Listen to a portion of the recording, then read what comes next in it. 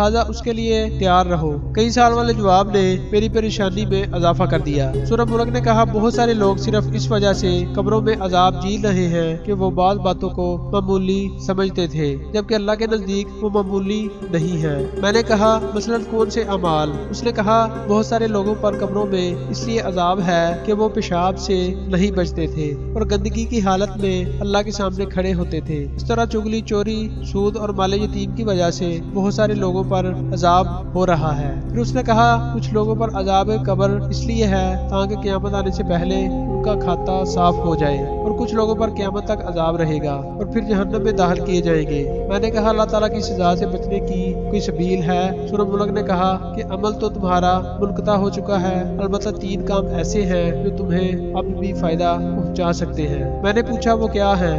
اس نے کہا اہل و عیال کی دعا اور نیک عمل۔ اس کے علاوہ کوئی کام اگر تم نے دنیا میں کیا ہے جو انسانوں کے لیے نفع بخش ہو، مثلا مسجد کی تعمیر، تو اس سے تم مرنے کے بعد بھی مستفید ہو سکتے ہو۔ اس طرح اگر علم کی نشر و اشاعت میں تم نے حصہ لیا ہو تو وہ اب بھی تمہارے لیے نفع بخش ہے۔ میں نے کہا میں کتنا بدبخت ہوں کہ دنیا میں کتنے عمل کے مواقع تھے جس سے میں نے کوئی فائدہ نہیں اٹھایا، اور آج میں یار و مددگار قبر میں پڑا ہوں۔ میرا دل چاہا میں چیخ چیخ کر لوگوں کو پکاروں کہ اے لوگوں قبر کے لیے تیاری کر لو۔ خدا کی قسم اگر تم لوگوں نے وہ کچھ دیکھا جو میں نے دیکھا تو مسجدوں سے باہر نہیں نکلو گے اور اللہ کی راہ میں سارا مال لگا دو گے۔ سورہ ملک نے کہا مردہ لوگوں کی نیکیاں عام طور پر شروع کے دنوں میں بہت ہوتی ہیں، لیکن اس کے بعد رفتہ رفتہ وہ کم ہوتی چلی جاتی ہیں۔ میں نے پوچھا کیا یہ ممکن ہے کہ میرے گھر والے اور میرے رشتہ دار مجھے بھول جائیں گے؟ مجھے یقین نہیں آ رہا ہے کہ وہ اتنی جلدی مجھے بھول جائیں گے۔ اس نے کہا نہیں ضرور ایسا ہوگا، بلکہ تم دیکھو گے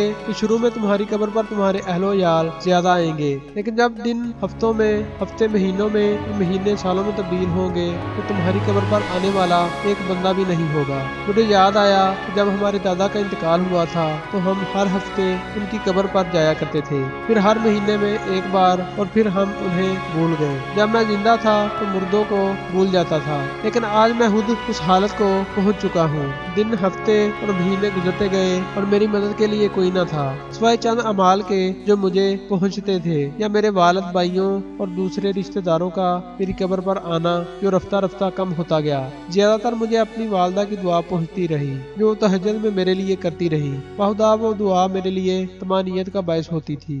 نیک اعمال کا آنا کم ہوتا چلا گیا۔ نامعلوم کیا وجہ تھی کہ سورہ ملک کا آنا بھی بند ہو گیا۔ میری قبر میں پھر اندھیرا چھا گیا۔ مجھے بعض گناہ یاد آئے جو میں نے کیے تھے، ایک ایک دن اور ایک ایک گھڑی یاد آ رہی تھی۔ مجھے اپنے گناہ پہاڑ کے برابر لگ رہے تھے۔ اپنے آپ کو ملامت کر رہا تھا کتنے گناہ ہیں جو میں نے بڑی دلیری سے کیے تھے، کتنی نمازیں ہیں جو میری فوت ہو گئی ہیں، کتنی فجر کی نمازیں ہیں جو میں نے غفلت کی وجہ سے نہیں پڑھی ہیں۔ یہ سارے گناہ یاد کر کے میں اتنا رویا کہ مجھے ٹائم کا چونکہ اندازہ نہیں تھا، اس لیے اگر میں کہہ دوں کہ مہینوں رویا ہوگا تو مبالغہ نہیں ہوگا۔ ایک دن اچانک ایسی روشنی آئی جیسے سورج نکل چکا ہو، اور میں نے فرشتوں کی آوازیں سنی کہ وہ ایک دوسرے کو مبارکباد دے رہے ہیں۔ میری سمجھ میں نہیں آ رہا تھا کہ کیا ہو چکا ہے کہ میرے پاس سورہ ملک آئی اور خوشخبری سنا دی۔ سورہ ملک نے بتایا کہ رمضان المبارک کا مہینہ شروع ہو گیا اور یہ رحمت اور معافی کا مہینہ ہے، اور اس مہینے میں بہت سارے مردے مسلمانوں کی دعاؤں کی برکت سے نجات پا لیتے ہیں۔ میں بہت خوش ہوا۔ اللہ تعالیٰ انسانوں پر کتنا مہربان ہے،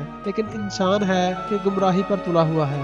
سورہ ملک نے بتایا کہ اللہ تعالیٰ کسی کو آگ میں نہیں ڈالنا چاہتا، لیکن یہ انسانوں کی اپنی حماقت ہوتی ہے، وہ ایسے گناہ کر جاتے ہیں جو ان کی سزا کا موجب ہوتے ہیں۔ پھر اس نے کہا کہ اب تھوڑی دیر بعد مسلمان نماز پڑھیں گے اور تم ان کی آوازیں سنو گے۔ سورہ ملک چلی گئی اور میری قبر میں بدستور روشنی تھی، اور میں نے پہلی بار مسجد سے آنے والی آواز سن لی، اپنی زندگی کو یاد کیا اور تراویح کو یاد کیا تو بہت رویا۔ میں نے سنا کہ لوگ نماز پڑھ رہے ہیں، اور پھر میں نے امام کی دعا سن لی۔ اس دعا سے مجھے بہت سکون ملا، اور میں نے تمنا کی کہ امام دعا کو لمبا کر دے، اور میں نے محسوس کیا کہ وہ دعا سیدھی قبول ہو رہی ہے، کیونکہ مجھے اس سے کافی خوشی اور راحت مل رہی تھی۔ میں روتا جا رہا تھا اور ساتھ ساتھ آمین پڑھتا جا رہا تھا۔ اس طرح رمضان کا سارا مہینہ بہت سکون اور راحت سے گزرا۔ اور پھر ایک دن میری قبر میں انسان کی شکل میں ایک آدمی آیا جس سے بہت تیز خوشبو آ رہی تھی۔ میں حیران ہوا کیونکہ مرنے کے بعد یہ پہلا انسان تھا جو میں دیکھ رہا تھا۔ اس نے مجھے سلام کیا اور جواب میں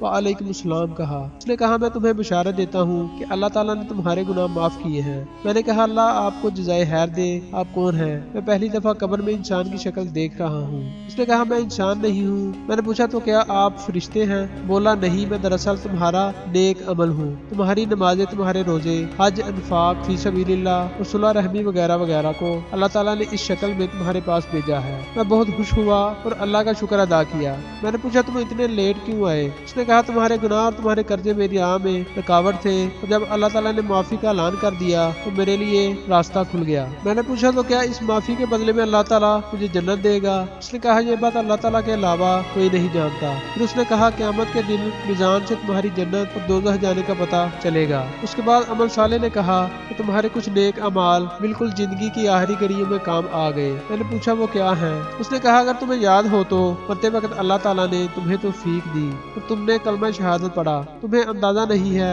کہ فرشتوں کو کتنی خوشی ہوئی کہ تمہاری زندگی کا خاتمہ توحید پر ہوا، کیونکہ شیطان تمہیں نصرانیت اور یہودیت کی تلقین کر رہا تھا۔ اس وقت تمہارے ارد گرد دو قسم کے فرشتے موجود تھے، ایک وہ جو مسلمانوں کی روحیں قبض کرتے ہیں اور کچھ وہ جو کافروں کی روحیں قبض کرتے ہیں۔ جب تم نے کلمہ پڑھا تو وہ فرشتے چلے گئے جو کافروں کی روحیں قبض کرتے ہیں، اور پھر انہوں نے تمہاری روح قبض کر لی۔ میں نے پوچھا اس کے علاوہ بھی کوئی نیکی ہے؟ اس نے کہا ہاں، جب تم نے ڈرائیور کو سگریٹ چھوڑنے کی نصیحت کی تو آج جو خوشبو تم سونگ رہے ہو اس نصیحت کی بدولت ہے۔ اس کے علاوہ اپنی والدہ کو تمہاری کال اور اس کے ساتھ جو بھی تم نے باتیں کی، اللہ تعالیٰ نے ہر بات کے بدلے تمہارے لیے نیکیاں لکھ دی۔ مجھے یاد آیا جو باتیں میں نے والدہ سے کی تھی، مجھے پتا ہوتا تو میں ان باتوں میں گھنٹہ لگا دیتا۔ پھر عمل صالح نے بتایا کہ زندگی کے آخری وقت میں ایک گناہ بھی تمہارے کھاتے میں لکھا گیا۔ میں حیران ہوا اور پوچھا وہ کیسے؟ عمل صالح بولا تم نے بچی سے کہا میں تھوڑی دیر میں آ جاؤں گا، اس طرح تم نے اسے جھوٹ بول دیا، کاش مرنے سے پہلے تم توبہ کر لیتے۔ میں رویا،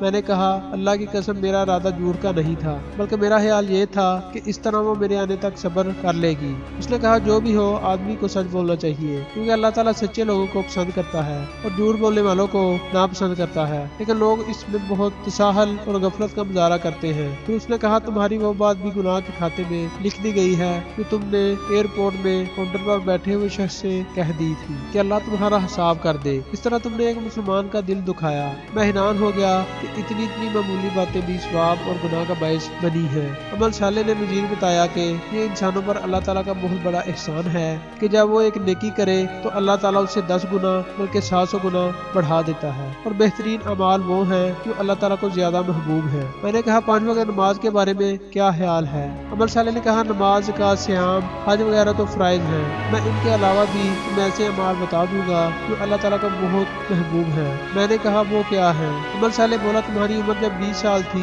تم عمرے کے لیے رمضان کے مہینے میں گئے تھے، تم نے وہاں 100 ریال کی افطاری خرید کر لوگوں میں بانٹ دی، اس کا بہت اجر تم نے کمایا ہے۔ اس طرح ایک بار بوڑھی عورت کو کھانا کھلایا تھا، وہ بوڑھی ایک نیک عورت تھی، اس نے تمہیں جو دعائیں دی اس کے بدلے اللہ تعالیٰ نے تمہیں بہت نیکیاں اور اجر دیا ہے۔ میں تمہیں ایک اور بات بتا دوں، ایک بار تم مدینہ جا رہے تھے کہ راستے میں تمہیں ایک آدمی کھڑا ملا جس کی گاڑی خراب ہوئی تھی، تم نے اس کی جو مدد کی اللہ تعالیٰ کو تمہاری وہ نیکی بہت پسند آئی اور تمہیں اس کا بہت بڑا اجر ملا ہے۔ اس کے بعد میری قبر کھل گئی اور اس میں بہت زیادہ روشنی آ گئی اور فرشتوں کے گروہ در گروہ آتے ہوئے نظر آئے، عمل صالح بھی۔ دوستو ذرا سوچئے، یہ کہانی عبرت کے لیے سنائی گئی ہے لیکن احادیث مبارکہ کے بیان کے مطابق ہے۔ کیا اس کہانی کے سننے کے بعد بھی ہم آخرت کے لیے فکر مند نہیں ہوں گے؟ کیا اس کہانی کے بعد بھی ہم گناہ کریں گے؟ اس کے بارے میں کہیں اکیلے بیٹھ کر سوچئے گا۔ تو دوستو یہ تھی ہماری کہانی جو کہ کافی لمبی تھی اور جس سے آپ کافی عبرت حاصل کریں گے۔ تو اب ملتے ہیں نیکسٹ ویڈیو میں۔ اللہ حافظ۔